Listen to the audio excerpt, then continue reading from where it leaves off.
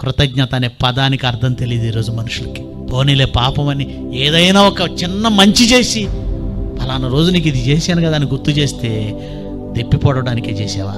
కనీసం గుర్తుంచుకోవాల్సిన బాధ్యత నీకు లేదా? లేదు. కృతజ్ఞత లేని వారు అపవిత్రులు. ఇక దీని గురించి ఎంత మాట్లాడుకో, ఎంత తక్కువ మాట్లాడితే అంత మంచిదండి.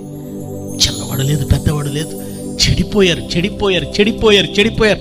అపవిత్రత, కామంతో, వ్యభిచారంతో కళ్ళు మూసుకుపోయి ఎక్కడ చూసినా అపవిత్రత అపవిత్రత అపవిత్రత.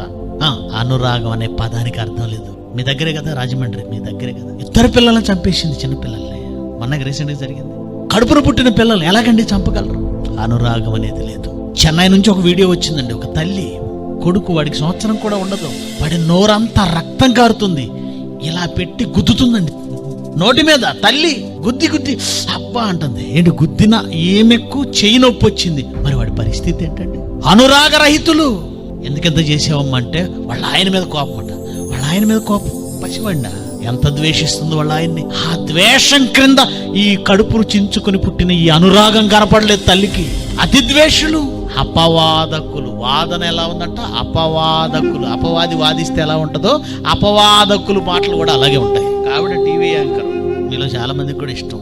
ఆవిడ పెళ్ళై పిల్లలున్నారు, కానీ టీవీలో ఆమె వేసుకొచ్చేటువంటి ఆ పొట్టి పొట్టి డ్రెస్సులు, సినిమాల్లో దరిద్రం ఎటు తప్పట్లేదు.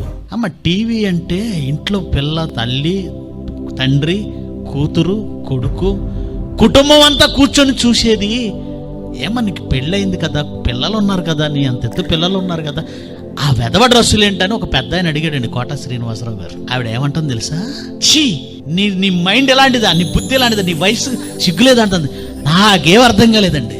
అంటే తప్పెవరితో నాకు అర్థం కాలేదు. ఇప్పుడు మంచి వాళ్ళని ద్వేషిస్తారా? ఖచ్చితంగా. మంచి చెప్పి చూడండి. ఈరోజు ప్రపంచానికి మనమే చెడ్డవాళ్ళం, మనమే శత్రువులం. మంచి చెప్పిన వాడు శత్రువు అంతే.